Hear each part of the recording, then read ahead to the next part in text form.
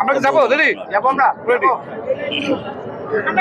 ভাই, আজকের যে আপনাদের গণসংযোগ করছেন বা মিছিল করছেন, নির্বাচনে প্রচারণা করছেন, এইটার বিষয়ে একটু জানতে চাচ্ছি যে দেখুন, দীর্ঘ 17 বছর সংগ্রাম করে ভোটাধিকার ফিরে পেতে হয়েছে।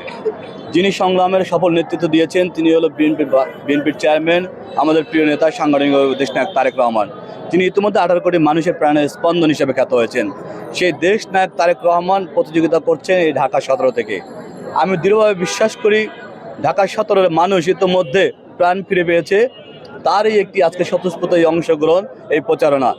আমরা বলতে চাই গণমানুষকে, ঢাকা 17 আসনের মানুষকে বলতে চাই, আপনাদের দীর্ঘ 17 বছর 15 বছর পরে আপনারা আপনাদের ভোটাধিকার ফিরে পেয়েছেন। আপনাদের বিবেককে প্রশ্ন করতে চাই, কাদের সংগ্রামের মাধ্যমে এই ভোটাধিকার ফিরে পেয়েছেন?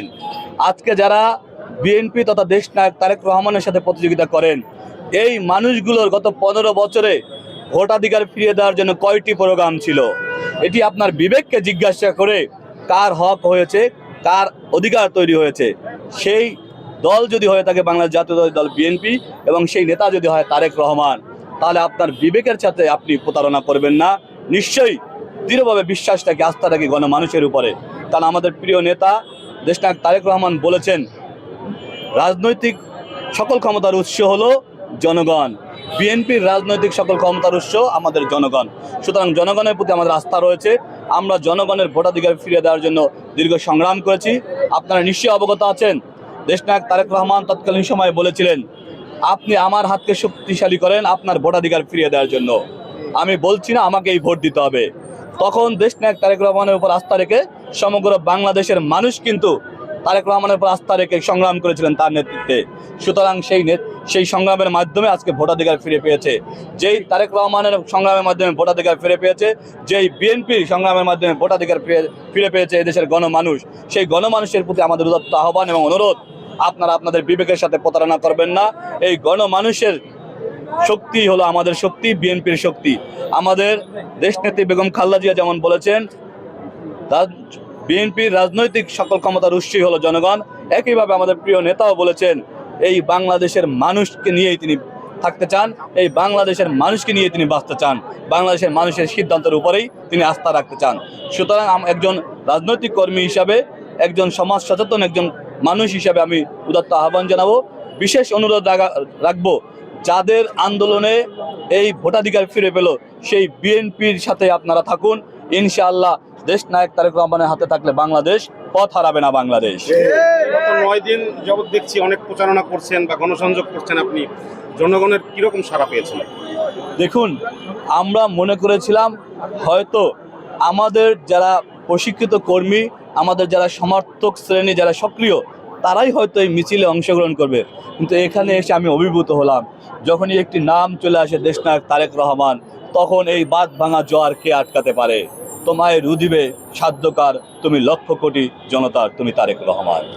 বিরোধী দলের কোনো চাপ অনুভব করছেন কিনা 17 আসন ঘিরে? দেখুন, এটি হলো সেই শক্তি, জাতীয়তাবাদী শক্তি। বিশ্বের ইতিহাসে সকল দেশেই জাতীয়তাবাদী শক্তির উপর দমন, নিপীড়ন, নির্যাতন, হামলা, মামলা, গুম এগুলো হয়ই। ঠিক একইভাবে বাংলাদেশে এই জাতীয়তাবাদী আন্দোলন করতে গিয়ে গণমানুষের গণতান্ত্রিক অধিকার ফিরিয়ে দেওয়ার জন্য আমাদের অসংখ্য সহযোদ্ধা গুম, খুন, হত্যার শিকার হয়েছে। তারপরেও পাশের মিছিলে থাকা পাশের কর্মীটি পরের দিন কিন্তু মুক্তির মিছিল নিয়ে এগিয়ে গিয়েছে। আমরা হলাম সেই কর্মী, শহীদ রাষ্ট্রপতি জিয়াউর রহমানের কর্মী, যিনি মহান স্বাধীনতার ঘোষণা দিয়ে ব্যাটল ফিল্ডে লড়াই করেছেন। আমরা হলাম দেশনায়ক তারেক রহমানের কর্মী, যিনি বলেছিলেন বাংলাদেশ যাবে কোন পথে, ফয়সালা হবে রাজপথে। আমরা রাজপথেই ফয়সালা নিশ্চিত করে আজকে হয়তো একটি অপশক্তি, একটি ষড়যন্ত্রকারী মহলকে হয়তো আমাদেরকে প্রতিযোগিতা করতে হচ্ছে, ফেস করতে হচ্ছে। আমরা তাদেরকে মনে করে দিতে চাই, যখন খুনি ফ্যাসিস্ট হাসিনা এই বাংলাদেশে একটি কর্তৃত্ববাদী সরকার, ফ্যাসিবাদী সরকার কায়েম করেছিল, তখন কিন্তু আপনাদের উচ্চকিত কণ্ঠ আমরা লক্ষ্য করিনি। আজকে যে বৃথা আস্ফালন আপনারা দেখাচ্ছেন, আজকে যে উদ্ভট কথাবার্তা আপনারা বলছেন, তখন কিন্তু দেখিনি। তখন দেখেছি মেলান হয়ে গেছে আপনাদের রাজনৈতিক শক্তি। তখন বাংলাদেশের এই রাজনৈতিক আকাশে একটি শক্তি দেদীপ্যমান ছিল, সেটি হলো দেশনায়ক তারেক রহমানের নেতৃত্বে বাংলাদেশ জাতীয়তাবাদী শক্তি। সুতরাং কোনো প্রকার হুমকি ধামকি, মামলা হামলা, নির্যাতন জাতীয়তাবাদী শক্তির পথ চলাকে রুদ্ধ করতে পারবে না।